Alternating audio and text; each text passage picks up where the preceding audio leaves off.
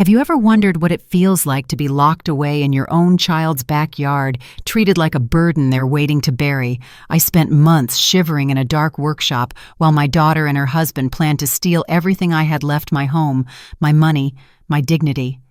But I didn't stay silent. I turned my pain into evidence, and I fought back.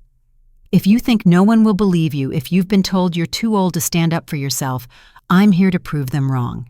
Stay with me until the end of this story, because it just might change how you see your own worth. If this speaks to your heart, please hit subscribe so you don't miss more stories of quiet courage. Leave a comment to share your thoughts and pass this video along to someone who needs to know they are not alone. Your voice matters. Your story matters. Let's make sure no one ever forgets it. I never thought I'd end up living in the back of someone else's house. Not after all the years I spent standing tall behind the clerk's desk in Clarksville County Courthouse, my name etched on case files and meeting agendas. But life has a way of stripping away your illusions in one quiet afternoon. Mine came the day my daughter Vanessa called and said, "Mom, you can't stay in your condo alone anymore. You need help." At first I believed her. Maybe I wanted to. I was 72, a widow for 9 years, still missing Richard every evening when the porch light flickered on. I'd had a minor stroke that spring, nothing catastrophic, just enough to make me wobble when I stood too fast and to worry everyone who still cared to check in. When Vanessa insisted I move into her new house with her husband Eric, I tried to see it as a kindness. "Just until you're steady again," she promised. She said the guest room was sunny and quiet. She said I'd never have to feel alone. I packed my life into 12 boxes labeled each in thick marker, linens, photos, books, and left behind the place Richard and I had called home for 40 years. The day I arrived, the air smelled like fresh paint and lilacs. Vanessa met me at the door with a nervous smile, as if she already knew I might not belong there. Eric stood behind her, arms crossed over his Tennessee Titans t-shirt, saying nothing. He didn't offer to help with my boxes, just nodded once when I thanked him for letting me stay. They showed me the guest room: white walls, a narrow bed, a single dresser that smelled of cedar. I tried to imagine myself settling in. It wasn't my house, but maybe it could be home. For a few days, I let myself believe it. I unpacked my sweaters into the little closet. I placed Richard's framed photograph on the nightstand next to the watch he gave me on our 30th anniversary. The first week, Vanessa brought me coffee every morning, sweetened just the way I liked it. Eric mumbled greetings on his way to work. It wasn't warm exactly, but it was civil. But civility has an expiration date when someone doesn't really want you around. I began to notice the way Vanessa's mouth tightened when she glanced at my medication bottles lined up neatly on the dresser. The way Eric sighed when he passed the open door and saw me reading by the window. They never said anything outright, but silence has its own language. One evening, I heard them talking in the kitchen, their voices low but clear enough to understand. "She's going to be here a long time," Vanessa said. "She can't manage by herself," Eric replied. "She'll end up hurting herself and blaming us." I sat on the edge of that narrow bed, my heart pounding like I'd just sprinted up the courthouse steps. I wanted to stand up and remind them I wasn't deaf. I wanted to say I'd survived worse than a stroke and a cold welcome, but I stayed quiet because some battles are lost before they start. I tried to sleep, but the words kept echoing in my mind: a long time, can't manage hurting herself. It felt like the first cold wind under the door warning me winter was coming, whether I was ready or not. That night, I pulled Richard's picture close to my chest and whispered, "I don't know what's happening to me." I didn't know then that this was only the beginning, that before it was over, I would be forced to decide whether I would let them quietly erase me or whether I still had enough fight left to remind them who I was. I woke the next morning determined to pretend I hadn't heard a word of their late-night conversation. I thought if I acted grateful enough, if I stayed out of their way, maybe they'd feel better about me being here. So I started making a habit of leaving the room early. I would shuffle to the kitchen before dawn to pour my coffee, clean up every crumb, and vanish before Vanessa came downstairs. It was easier to be invisible. It felt safer. But you can only pretend for so long. About 2 weeks after I moved in, Vanessa knocked on my door one evening. She didn't step inside, just leaned against the frame, arms folded. "Mom," she said, her tone clipped. Eric and I talked. We need the guest room for storage. There's a lot of stuff we still haven't unpacked from the move. We were thinking, the workshop out back could be a good space for you. At first I didn't understand. My mind tried to wrap itself around her words, workshop out back. The concrete shed behind the fence. The place Eric stored his tools and old bicycles. I opened my mouth to protest, but nothing came out. It's just temporary, she went on, her voice softening like that would make it kinder. Until we figure out something more permanent. My stomach turned, but I nodded, because what else could I do? At 72, living on Social Security and the small pension Richard left me, I didn't have 1,000 options. That night, I folded my clothes back into my suitcase. I wrapped Richard's photograph in a scarf so it wouldn't break. I carried everything box by box across the backyard while Eric watched from the porch, his arms folded over his chest like a warden supervising a transfer. The workshop was about 10 feet by 12. The smell of gasoline and old varnish hit me as soon as I stepped inside. A single bulb dangled from the ceiling, throwing a weak yellow light over a folding cot they'd set up along the back wall. I remember standing there, holding my suitcase, feeling something sink inside me that I couldn't name. A quiet dread, as if the ground under my life had shifted, and I'd never get back to where I started. Eric dropped an old quilt on the cot and said, "You'll be fine out here. It stays warm enough." I looked at the single space heater by the door, dusty cord frayed, and tried to believe him. That first night in the workshop, I couldn't sleep. Every time the wind moved through the trees, the walls shivered. I pulled the quilt up to my chin and counted the beams overhead, just to keep my mind from wandering to darker places. In the morning, I woke up with my bones aching from the cold, seeping through the cot. My hands were stiff, my breath visible in the air. I thought about how many times I'd held Vanessa when she was a child, how many nights I sat beside her bed when she had the flu. I had never imagined that one day she would look at me and see something disposable. A few days passed like that. I tried not to complain. I told myself it was temporary. But every time Vanessa came to the door to check on me, she didn't look me in the eye. One afternoon, I asked if I could bring my books into the main house. She shook her head without hesitation. "We don't have the space, Mom," she said, already turning away. I nodded and shut the door. That was when it sank in. I was no longer a guest. I was a problem to be kept out of sight. After that, I stopped trying to go inside. I waited each evening for Vanessa to bring me a plate of food, sometimes hot, sometimes cold, and I forced myself to eat every bite so she couldn't say I was ungrateful. But no amount of politeness can soften the humiliation of being locked away. One night, just after midnight, I woke to the sound of voices on the back porch. The walls were thin enough to hear every word if you held still. So I lay there clutching the edge of the quilt and listened.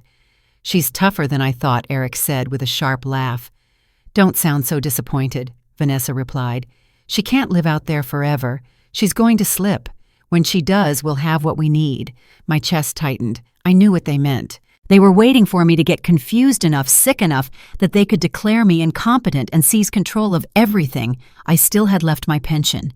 My accounts, the house Richard and I had built, even the small plot at Oak Grove Cemetery, I'd already paid off. I lay there, staring at the dark ceiling, every breath shallow and cold. I wanted to scream. I wanted to pound on the walls and make them see me as their mother, not some obstacle to be managed. But I didn't. Because something in me, something older than fear, told me that staying quiet was the only way to survive. The next morning, Vanessa brought a bowl of oatmeal so thick it had turned cold and lumpy. She set it down on the rickety table beside my cot. "You doing okay?" she asked, her voice empty of any real interest. I nodded. "Fine," I lied. Her eyes flicked to the space heater. "Let us know if it stops working." I waited until she left before I let the tears come. I wish I could say I only felt sorrow. But beneath the grief was something hotter anger that they thought I was too frail or too dim to notice what they were doing. That night, I made a decision. I would not wait to be erased. I searched through the boxes until I found the old digital recorder Richard once used for dictating his fishing logs. I checked the batteries. Still good. When the next evening came, I slipped the recorder into the rafters above my cot. The red light blinked to life, and for the first time since I'd arrived, I felt something like purpose. I lay back on the cot and closed my eyes, listening to the quiet hum of the recorder. It felt almost like having a witness, someone who would remember, even if everyone else tried to pretend I'd imagined it. I knew it was only the beginning, but in that cold little shed I finally stopped feeling powerless. I was ready to gather every word, every whisper, every scrap of evidence. If they wanted to see me vanish, they were going to be disappointed, because I still had a voice and I was done being silent. It's remarkable how quickly you can adapt to a kind of prison when you have no other choice. After a week in that workshop, I found myself following a routine so rigid, it felt like a sentence I hadn't agreed to serve. Every morning I folded the quilt, swept the cold concrete floor with an old broom, and checked the recorder tucked in the rafters to make sure the red light still glowed. That little blinking light became my promise to myself. I was not going to let them erase me quietly. Each evening, Vanessa would knock once on the door before opening it just wide enough to set down a plate. She didn't step inside. She never looked around. I started to think she didn't want to see what she'd done. One night a storm rolled in. The wind snapped branches against the workshop roof, and rain seeped through the edges of the tin walls. My blanket was damp before midnight. I wrapped it around my shoulders, listening to the water drip onto the cardboard boxes stacked along the far wall. I thought of how many times I'd cleaned up Vanessa's messes when she was little, spilled juice, broken ornaments, scraped knees, and how I'd never once made her feel like an inconvenience. Now I was the problem no one wanted to deal with. Around 2 a.m., I heard voices again. I held my breath so I wouldn't miss a word. "She's stubborn," Eric was saying, his voice muffled, but sharp. Vanessa sighed. "That's why it's working. She's too proud to complain. She won't tell anyone. And if she does, she'll sound paranoid," Eric finished. "Who's going to believe a 72-year-old woman living in a shed?" I closed my eyes. My heart thumped so hard I thought it might crack my ribs, but beneath the fear was something else: resolve. In the morning, I waited until Vanessa left for work. Then I pulled my old flip phone from the bottom of my suitcase. It was the one they thought I'd given up when they handed me that useless house phone with no SIM card.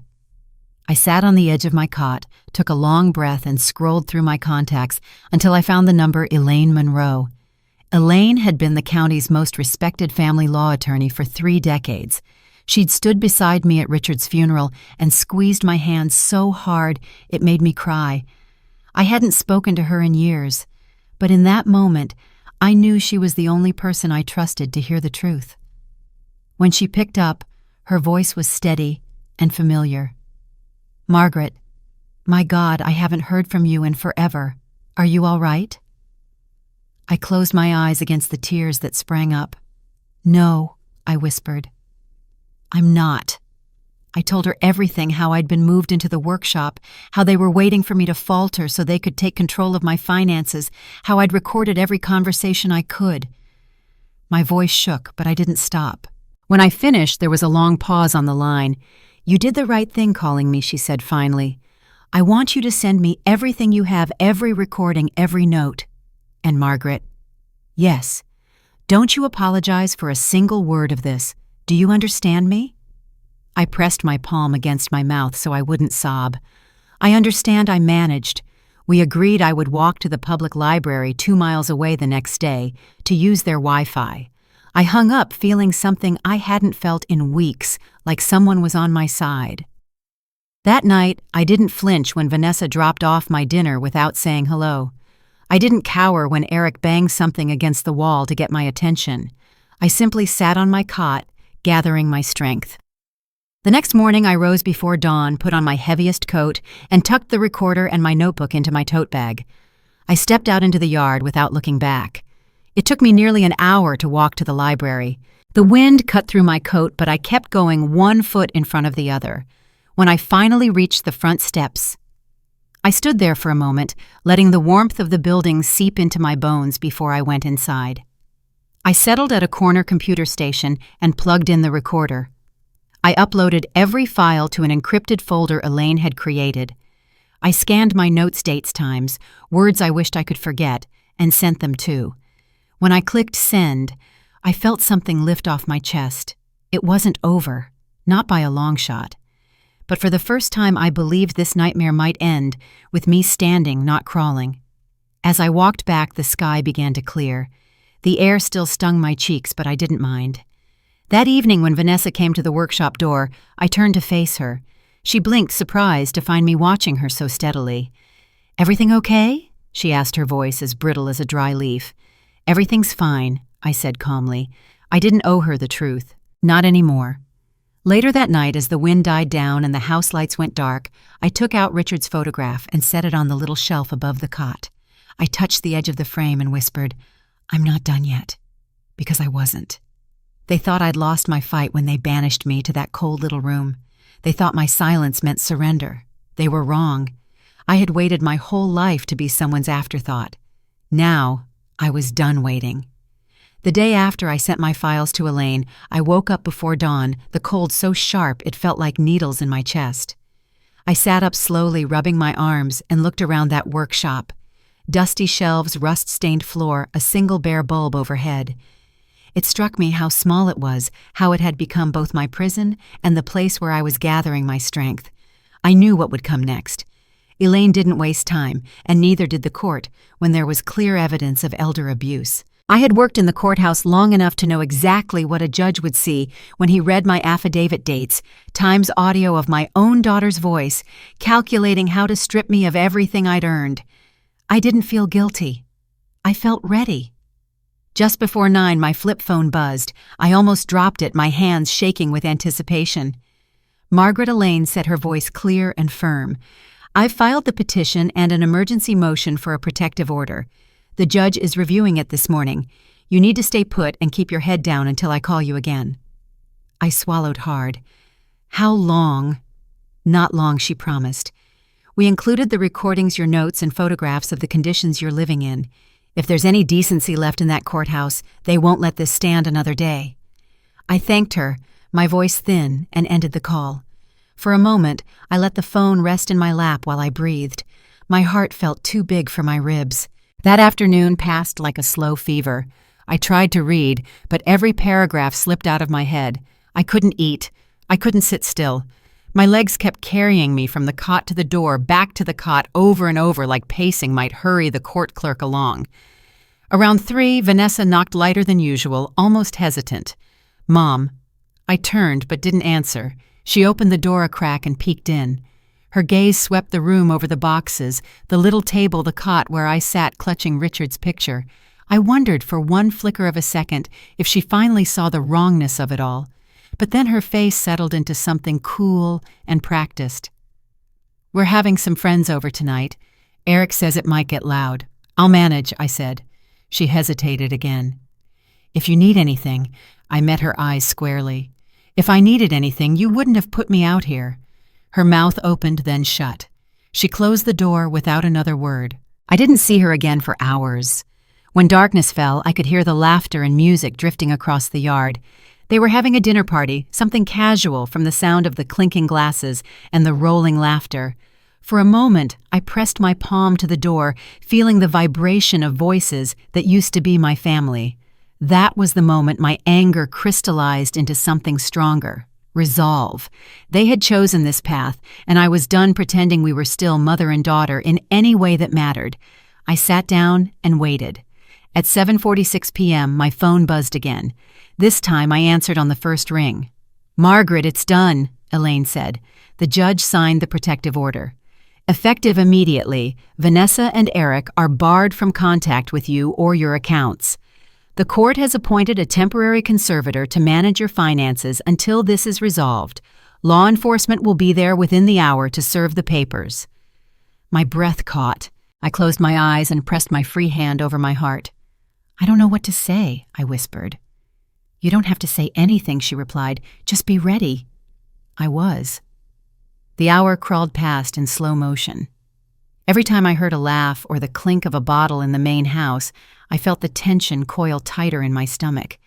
I imagined Eric's face when the papers were handed to him. I pictured Vanessa's mouth going slack in disbelief.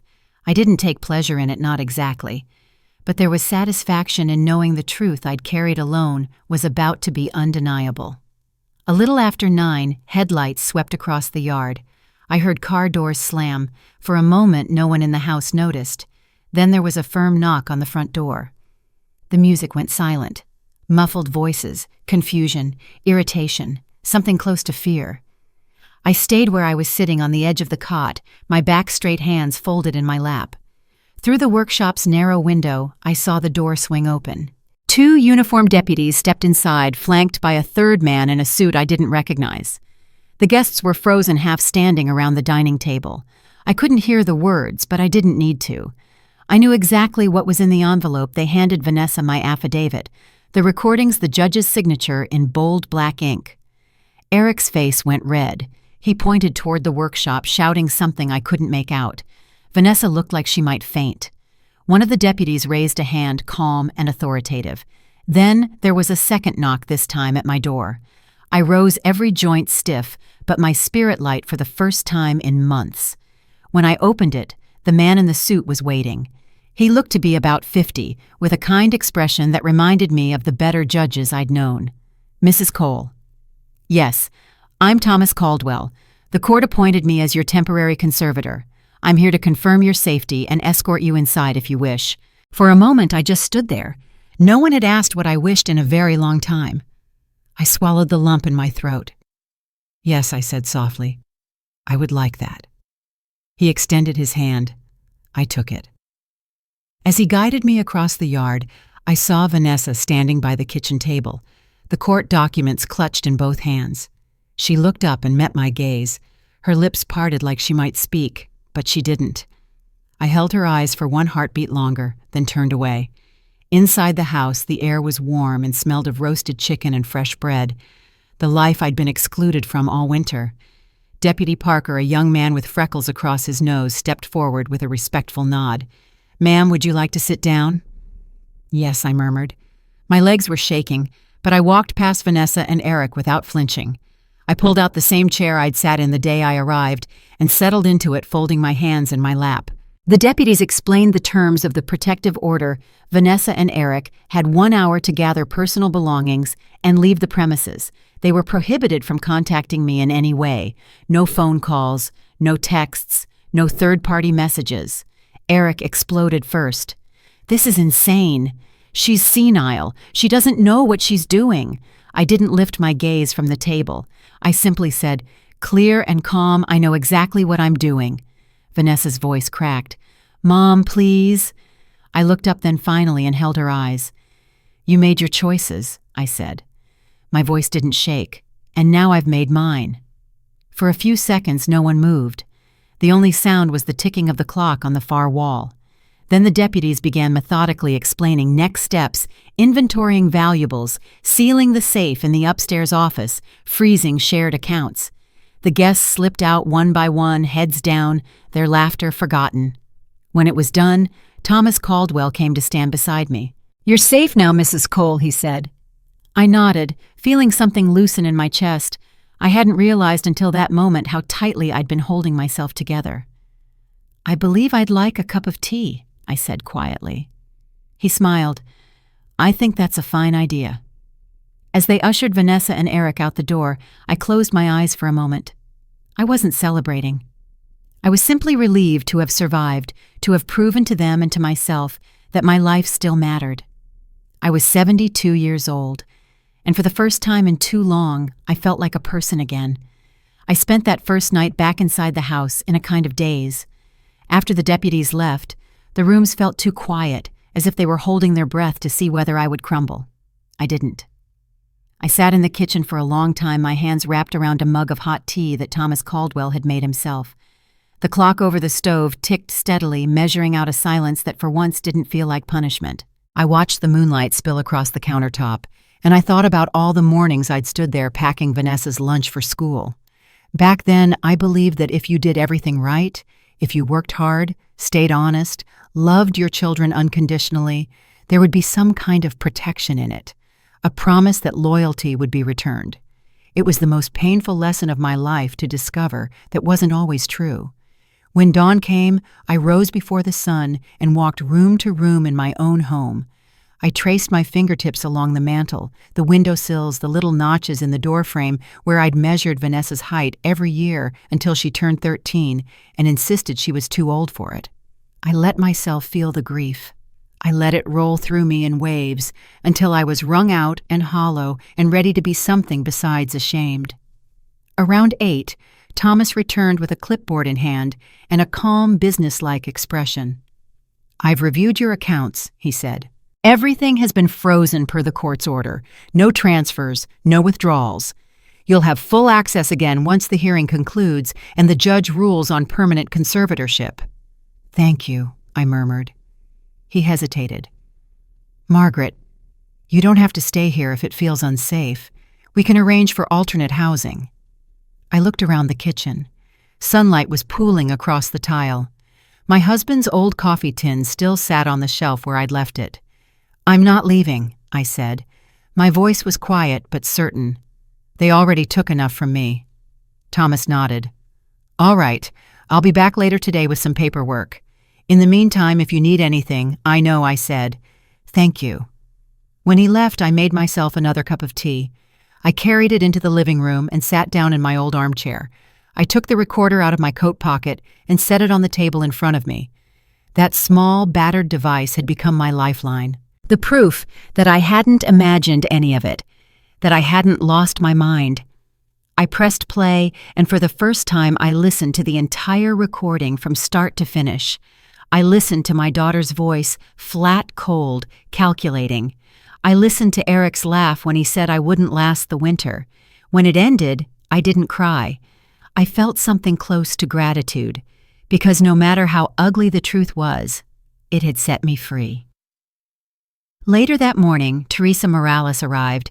She knocked gently before stepping inside, her warm smile a balm to my raw edges. "How are you feeling today, Margaret?" she asked. "Better," I said honestly. I'm glad to hear that, she said, taking a seat across from me. "I wanted to go over what comes next. You don't have to do this alone." For the next hour, she explained the process. The protective order was good for 30 days. In that time, the court would hear evidence and decide whether to extend it or issue a permanent injunction. A financial investigator would review all activity on my accounts over the last year. Vanessa and Eric would have the opportunity to respond, but they were prohibited from contacting me directly in any way. "Do you feel safe staying here by yourself?" Teresa asked. I looked around the room again, my gaze resting on Richard's photograph by the fireplace. "I do," I said, for the first time in a long while. She nodded. "If that changes, call me anytime." After she left, the house felt lighter. Not empty, just mine again. I spent the afternoon cleaning. It felt symbolic in a way, scrubbing away the months of fear and humiliation. I washed the dishes piled in the sink. I wiped down the counters and the cabinet handles. I swept the floor until it gleamed. I opened all the windows, letting fresh air pour through the rooms. For the first time in months, I could breathe without feeling like I was taking up too much space. When the mail arrived, I found an envelope with the courthouse seal tucked among the flyers. My hands shook as I slid it open. Inside was an official notice. The hearing was set for 2 weeks from Thursday. 14 days. 14 days to prepare myself to face my own daughter in front of a judge. I folded the paper carefully and placed it on the mantel. That evening, I made myself a simple dinner, vegetable soup and toast, and ate at the kitchen table with the radio playing softly in the background. Halfway through, the phone rang. For a moment, I froze, every muscle tensed, but when I checked the caller ID, it was Elaine. I answered with a shaky breath. "Margaret, I wanted to let you know I've reviewed all the documentation with the court-appointed investigator." "It's solid," she said. "I have no doubt the judge will rule in your favor." I closed my eyes, feeling a wave of relief. "Thank you," I whispered. "You did this," she said gently. "Don't forget that. You found your voice and you used it." When we hung up, I sat there for a long time, just letting the quiet settle around me. I thought about the little girl Vanessa used to be, the way she used to run to me when she had a bad dream, the way she held my hand so tight in parking lots. I thought about the woman she'd become, someone I didn't recognize anymore. It hurt. It would always hurt. But I was learning that grief and strength can live side by side. The next morning, I woke early and pulled on my warmest sweater. I brewed a pot of coffee and carried a mug out to the porch. The sky was pale pink, the air sharp and clean. I sat there as the sun rose, feeling the weight of everything that had happened and the strange lightness that came with finally telling the truth. For so long I'd been afraid that speaking up would mean losing what was left of my family, but silence had already stolen so much more. I took a slow sip of coffee and felt the warmth spread through my chest. No matter what the judge decided in 2 weeks, I knew this much. I was no longer the woman who cowered in a cold workshop waiting for permission to exist.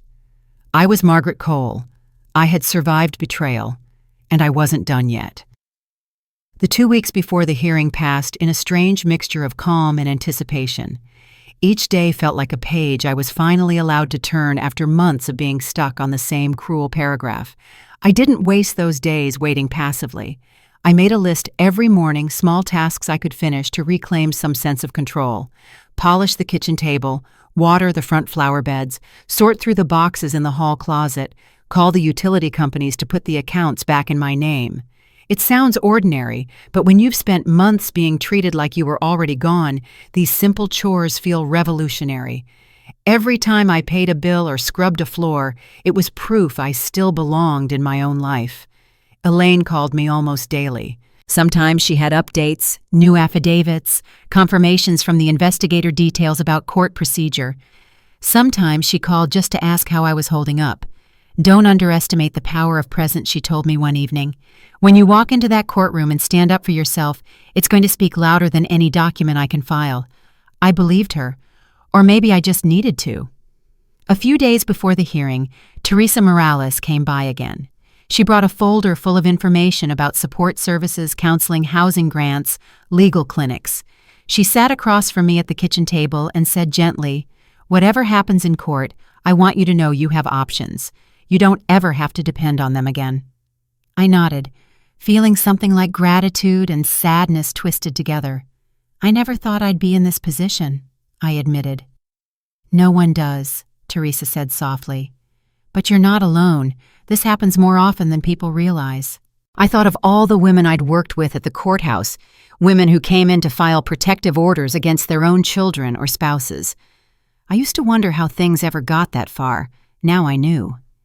It happens one compromise at a time, one little surrender after another, until you look around and realize you've given away every piece of your dignity. But I was done surrendering. The morning of the hearing dawned clear and cold.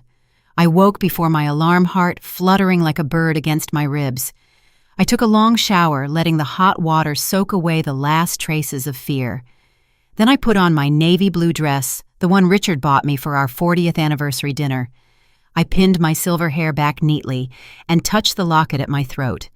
Inside was a photo of Richard on one side and Vanessa as a baby on the other.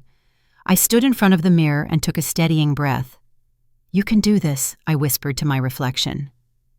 At 8:15, Elaine pulled up in her sedan. She stepped out her coat buttoned tight against the February chill and gave me a reassuring smile. "You look ready," she said. "I am," I told her, and I meant it. The drive to the courthouse was quiet. I watched the familiar streets roll by the gas station where Richard used to buy coffee before work, the little bakery where Vanessa picked out her birthday cakes. So many memories layered over the landscape like ghost images of a life I used to believe was safe. When we arrived, Teresa was waiting just inside the lobby. She took my hand in both of hers and squeezed gently. "No matter what happens today, you did something brave," she said. I swallowed hard. "Thank you." Elaine guided me through security and down the hall to courtroom 3.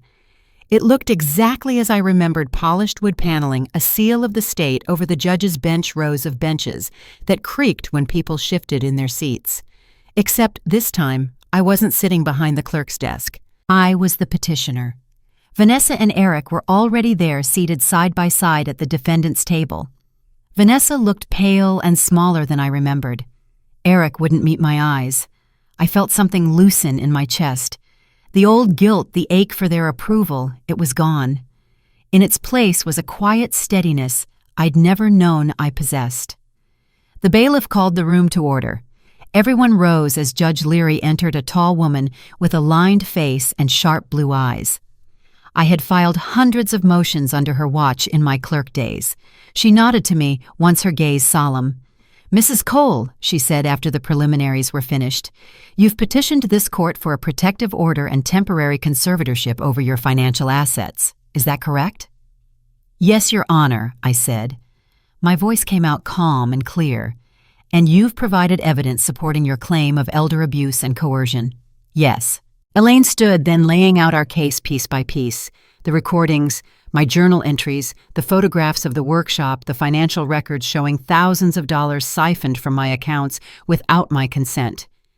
When she played a segment of the recording, Vanessa's voice saying, "She won't last the winter," a ripple of discomfort spread through the courtroom. I didn't flinch. I sat very still, my hands folded in my lap. When it was over, Judge Leary turned to Vanessa. "Ms. Sanders," she said evenly, "would you like to respond?" Vanessa's voice was little more than a whisper. "She's exaggerating. We thought she'd be safer where we could keep an eye on her." The judge lifted an eyebrow. In an unheated outbuilding in January, Vanessa stared down at her folded hands. Eric shifted in his seat but said nothing. There was a long silence. Then Judge Leary leaned forward, her expression unreadable. "Mrs. Cole," she said, "would you like to make a statement?" I stood. My legs felt shaky, but my voice did not waver. I spent my life working in this building I began. I believed in the law because it was the only place I ever saw fairness applied to everyone, regardless of who they were. I paused, meeting Vanessa's eyes. I raised my daughter to believe that telling the truth mattered, that decency mattered. And for many years I thought love would be enough to protect us from this kind of betrayal. My throat tightened, but I kept going. I don't stand here today because I hate her. I stand here because I will not spend another day being treated as if I don't exist. The judge inclined her head. "Thank you, Mrs. Cole." I sat down, feeling a tremor of relief. An hour later, the ruling was read into the record. The protective order was made permanent. Eric and Vanessa were prohibited from contacting me by any means. A forensic accountant was appointed to recover any misappropriated funds. The house was declared solely in my name again. The last line of the ruling settled into the air like the final note of a hymn, and this court finds that the petitioner is fully competent to manage her affairs. I closed my eyes. For the first time in a long while, I felt whole. After the hearing, as the room emptied, Vanessa approached me. She looked as if she had aged 10 years in an afternoon. "Mom," she whispered, "please, can't we fix this?" I studied her face, the lines I'd traced with my thumb when she was small, the eyes I once saw as a mirror of my own. "I don't know," I said honestly. "Maybe someday, but not today." She nodded, tears slipping down her cheeks.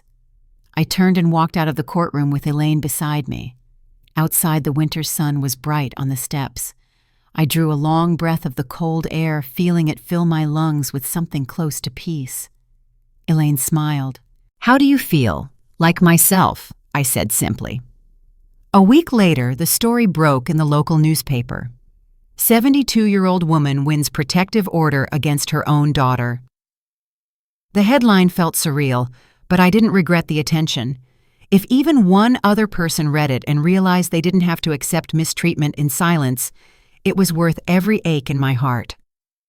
In the months that followed, I moved into a modest apartment not far from the courthouse. Teresa and Elaine helped me set up the new place. A neighbor brought me a casserole the first night I slept there. Every evening I sat by the window with a cup of chamomile tea, watching the lights come on in the houses across the street. I wasn't bitter. I wasn't triumphant. I was simply free. One evening I took out my journal and began to write not about loss, but about resilience, about how sometimes justice doesn't roar. Sometimes it arrives in a quiet voice that says, "No more." I wrote until my hand cramped and the tea had gone cold. And when I put the pen down, I felt ready for whatever came next. I've learned that silence doesn't protect you. It just gives people permission to keep treating you as if you don't matter. For a long time, I thought staying quiet would keep the peace, that if I was patient enough, things would get better on their own. But the truth is, sometimes you have to stand up and say, "No more." It doesn't matter how old you are or how much you've sacrificed. You deserve respect. You deserve warmth, safety, and a place where your life still belongs to you. If you find yourself in a situation where you feel small, isolated, or dismissed, please remember this. You have the right to speak up. You have the right to protect your dignity. It may feel terrifying, but your voice is stronger than you know. I hope my story reminds you that survival isn't just about enduring.